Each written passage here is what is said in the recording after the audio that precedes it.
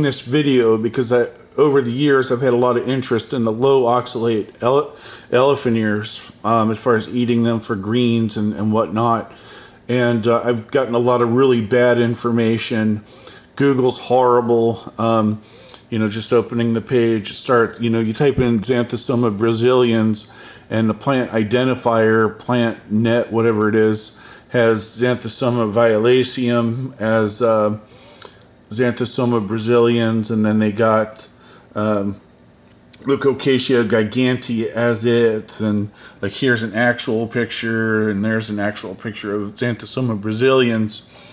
But these pictures and the information are all over the place. I saw one person calling it Colocasia esculenta, and no, they're unique. They're low in oxalates.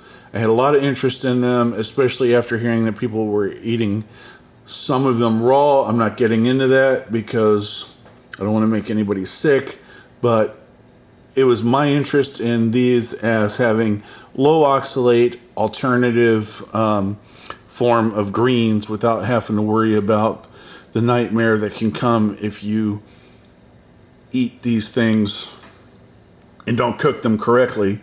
Just want something a little more idiot proof. So hopefully this video is helpful. It took me forever to find this information out. So I made a video about it. It definitely has oxalates in it, but not as many.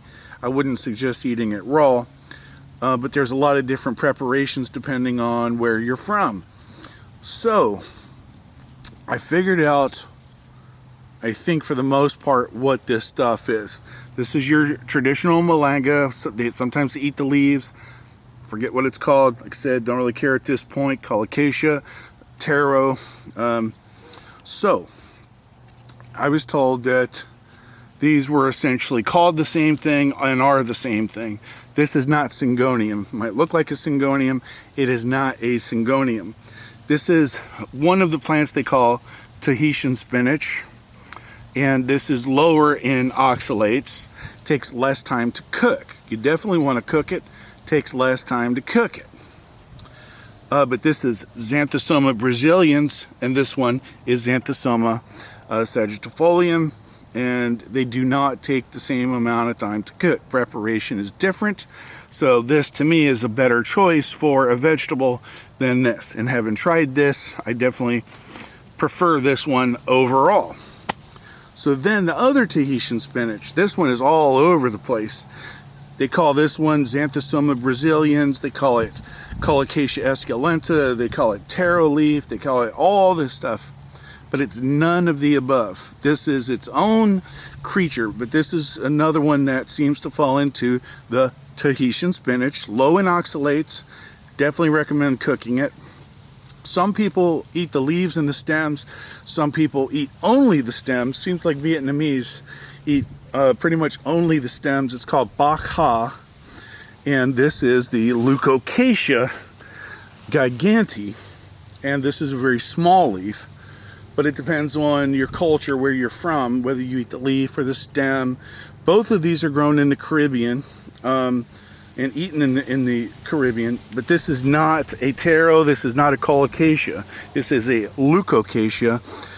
Most people know the Thai giant form, but there's a vegetable form. This is a yellow variegated form. There's variegated forms, but this is much less oxalates than these other ones. They need less time to cook, less preparation, different types of preparation. Apparently the stems are made into a million different things. I guess they make bak ha, like pickles or whatever with it and stuff. So I think I finally figured out that Tahitian spinach is in fact like these guys here, gone. Google is just full of misinformation, asking people questions on Facebook. Forget about it. What an absolute waste of time. Everybody and his brothers, cousins, sisters, aunts, uncles, a Google expert on Facebook. But Xanthosoma brazilians and Colocasia gigantea, two Tahitian spinach types. There may be more to it, maybe more complex than that, but this is what I've been able to break it down to. Both of these are lower in oxalates and much easier to prepare. And this one here was very difficult for me to find an actual endemic person who actually consumes this form. That is not the same as malanga. People try to tell me it is and argue this and that and whatever, but it is not the same. It's actually more ornamental. I like this one. Looks a lot like a syngonium, but Colocasia gigantea and Xanthosoma brazilians.